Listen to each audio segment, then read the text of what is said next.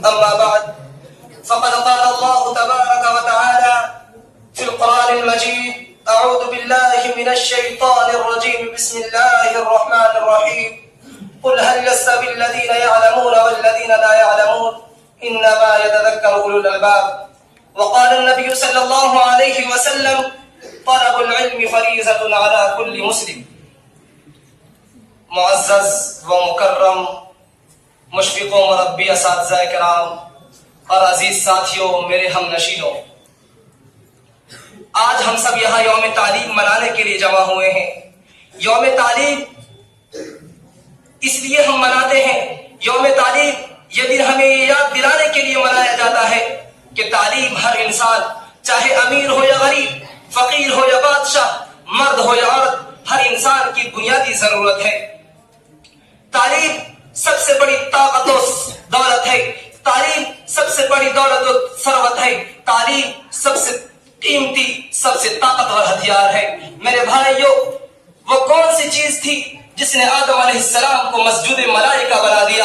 وہ کون سی چیز تھی جس نے انسانوں کو اشرف المخلوقات بنا دیا؟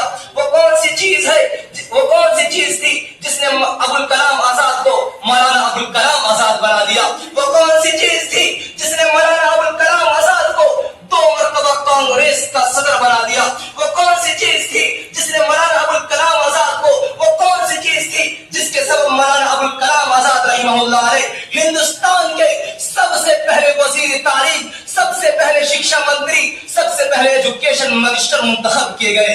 میرے بھائیوں، وہ تعلیم ہے. میرے بھائیوں، تعلیم وہ روشنی ہے جو اندھیروں میں بھٹکتے ہوئے انسانوں کو رہنمائی کرتی ہے. تعلیم وہ لاٹھی ہے جو بے سہاروں کو سہارا دیتی ہے. تعلیم وہ ڈھال ہے جو انسانوں کی جہالت سے حفاظت کرتی ہے. تعلیم وہ خوشبو ہے جو انسانوں کے دل و دماغ کو، عقل و شعور کو ہمیشہ معطر رکھتی ہے. تعلیم وہ سمندر ہے جس کا کوئی کنارہ نہیں. تعلیم وہ شمع ہے جو جتنی زیادہ جلتی ہے اتنی ہی زیادہ روشن ہوتی ہے. میرے بھائیوں، تعلیم وہ زینت ہے جو انسانوں کے اخلاق و کردار، تہذیب و ثقافت اور اس کی زندگی کو بدل دیتی ہے. ایک غیر تعلیم یافتہ انسان اندھیری میں چلنے والے مسافر کے مانند ہے، جسے نہ راستے کا پتہ ہوتا ہے اور نہ منزل کا پتہ ہوتا ہے. جبکہ ایک تعلیم یافتہ انسان جو صرف اپنے راستے کو ہی نہیں بلکہ اپنے منزل مقصود کو بھی جانتا ہے، وہ خود اکیلے ہی نہیں اپنے منزل مقصود کا سفر نہیں کرتا بلکہ اپنے پیچھے پورا کارواں، پورے قافلے کو سفر کراتا ہے. خود ہی منزل مقصود پر پہنچتا ہے اور پورے کارواں کو منزل مقصود پر پہنچاتا ہے. اس لیے اسلام نے تعلیم پر کافی زور دیا ہے. اسلام کی سب سے پہلی وحی، جہاں سے اسلام کی ابتدا ہوئی، جہاں سے اسلام کی شروعات ہوئی، اس وحی میں جو پیغام دیا گیا ہے وہی یہی تعلیم ہے. اللہ رب العالمین فرماتا ہے: اقرأ باسم ربک الذی خلق، خلق الانسان من علق، اقرأ وربک الاکرم الذی علم بالقلم، علم الانسان ما لم یعلم. میرے بھائیوں، ان آیتوں میں جو چیز بتائی گئی ہے، ان آیتوں میں سب سے پہلی جو چیز سکھائی گئی ہے، ان آیتوں میں جو سب سے پہلا ورڈ ہے وہ تعلیم کا ورڈ ہے. ہمیں تعلیم سکھانے کے لیے اللہ رب العالمین نے پہلی وحی کو اپنے نبی صلی اللہ علیہ وسلم کو تعلیم سیکھنے کا حکم دیا ہے. آگے چلیے، قرآن کریم نے کیا خوبصورت نقشہ کھینچا ہے. اللہ تبارک و تعالی ارشاد فرماتا ہے: قل هل يستوي الذين يعلمون والذين لا يعلمون. اے نبی صلی اللہ علیہ وسلم، آپ فرما دیجئے کیا اہل علم اور نہ جاننے والے برابر ہو سکتے ہیں؟ تو کہیں فرمایا: وما يستوي الأعمى والبصير، کہ بینا اور نابینا شخص برابر نہیں ہو سکتے. ولا الظلمات ولا النور، روشنی اور تاریکی برابر نہیں ہو سکتی. جس طرح روشنی اور تاریکی برابر نہیں ہو سکتی، جس طرح بینا اور نابینا شخص برابر نہیں ہو سکتے، اسی طرح ہے علم اور نہ جاننے والے برابر نہیں ہو سکتے. میرے بھائیوں، حدیث پاک کی طرف آئیے. اللہ کے نبی صلی اللہ علیہ وسلم نے فرمایا: طلب العلم فریضۃ علی کل مسلم. علم حاصل کرنا تمام مسلمانوں پر فرض ہے، خواہ وہ مرد ہو یا عورت، خواہ وہ دین علم ہو یا دنیاوی علم ہو. علم چاہے کوئی بھی ہو انسانوں کو عزت بخشتا ہے. مرد ہو یا عورت سب کے لیے برابر اور یکساں ہے. اہل علم اور اہل دانشوروں نے کیا خوب کہا ہے: مرد پڑھا، فرد پڑھا، عورت پڑھی خاندان پڑھا، کیونکہ ایک تعلیم یافتہ ماں ایک تعلیم یافتہ قوم کی بنیاد رکھتی ہے۔ میرے بھائیوں، اگر ماں تعلیم یافتہ ہوگی تو پورا خاندان، ان کے بچے تعلیم یافتہ ہوں گے۔ میرے بھائیوں، یوم تعلیم ہمیں یہ سوچنے پر مجبور کرتا ہے، ہمیں یہ سوچنے پر مجبور کرتا ہے کہ ہم تعلیم کے میدان میں کہاں کھڑے ہیں، ہم تعلیم کے سمندر میں کتنی گہرائی میں اترے ہوئے ہیں۔ ہمیں یہ مجبور کرتا ہے، ہمیں یہ سوچنے پر، سمجھنے پر، غور و فکر کرنے پر مجبور کرتا ہے کہ ہم نے واقعی اپنی زندگی کا مقصد، اپنی زندگی کا شعار تعلیم کو بنایا ہے کہ نہیں۔ میرے بھائیوں، آج وہی قومیں عروج پر ہیں، وہی قومیں ترقی کر رہی ہیں جنہوں نے اپنی زندگی کا مقصد تعلیم کو بنایا ہے، اور جو قومیں علم سے دور ہو گئی، بے راہبی کا شکار ہو گئی، پسماندگی کا شکار ہو گئی، جہالت کی زنجیروں میں جکڑ گئی۔ پوری دنیا کا جائزہ لیجیے، پوری دنیا پر اپنی نظر کو دوڑائیے۔ اگر کوئی قوم سب سے زیادہ پچھڑی ہوئی قوم ہے، اگر کوئی قوم سب سے زیادہ جہالت و گمراہی میں والی قوم ہے تو مسلم قوم ہے۔ آپ کو زیادہ دور جانے کی ضرورت نہیں، آپ اسی ملک ہندوستان کا جائزہ لیجیے۔ اسمبلی ممبران کو دیکھیے، اسمبلی ممبران، پارلیمنٹ کے ممبران، ججز کی فہرست، وکالت کی فہرست، آپ جہاں بھی جائیں گے مسلمانوں کا نام الا ماشاء اللہ گنو چنار نظر آئیں گے۔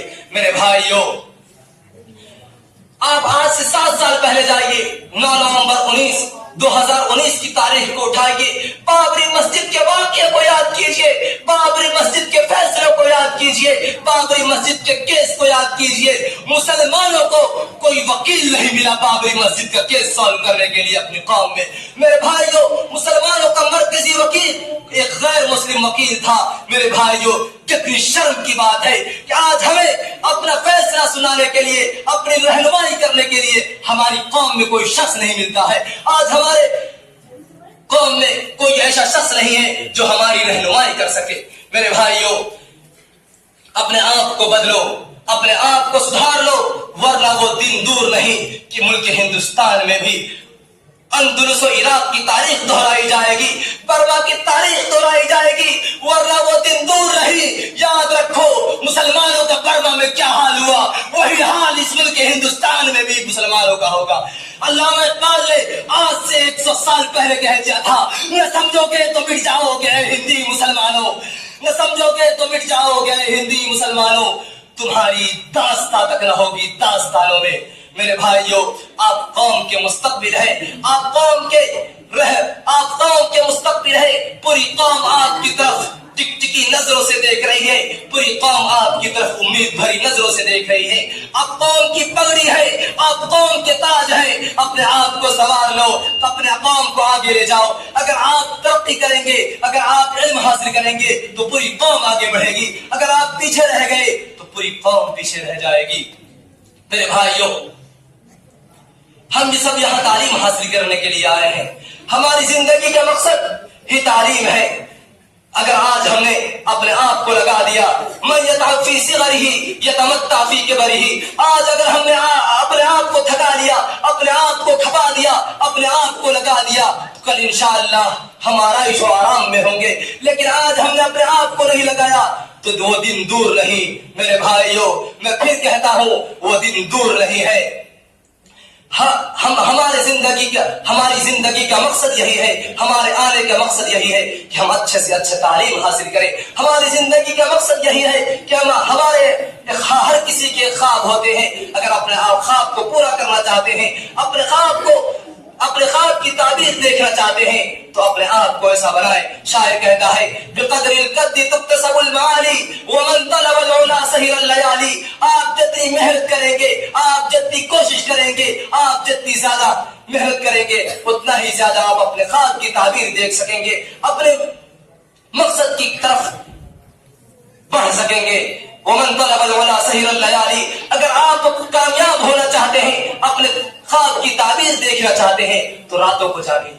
میرے بھائیوں، میں کہنا چاہوں گا، ہم راتوں کو تو جاگتے ضرور ہیں، کہ ہم تعلیم حاصل کرنے کے لیے جاگتے ہیں، ہم جاگتے ضرور ہیں، لیکن پوری رات موبائل دیکھتے ہیں۔ ہم جاگتے ضرور ہیں، پوری رات گپ شپ میں گزار دیتے ہیں، ہم جاگتے ضرور ہیں لیکن نہ جانے کیا کیا کرتے ہیں. میرے بھائیوں، اپنے آپ کو جاگنے کا مطلب یہ نہیں کہ ہم موبائل چلائیں، جاگنے کا مطلب یہ نہیں کہ ہم پوری رات جو ہے گپ شپ میں گزار دیں، بلکہ تعلیم حاصل کرنے کے لیے دن اور رات کو ایک کر دیں. اگر آپ نے ایسا کر دیا تو انشاءاللہ کامیابی آپ کی قدم چومے گی. آخر میں اللہ رب العالمین سے دعا کرتا ہوں کہ الہ العالمین ہم سب کو علم نافع عطا فرما، ایسا علم عطا فرما جو نفع بخش ہو، ایسا علم عطا فرما جو دلوں کو روشن کر دے، جو زبان کو سچائی پر قائم رکھے اور عمل کو خالص اخلاص سے بھر دے. اے رب کریم، ہمیں جہالت کے اندھیروں سے نکال کر علم کی روشنی میں داخل فرما دے. آمین. تقبل یا رب العالمین وما علینا الا البلاغ. والسلام علیکم.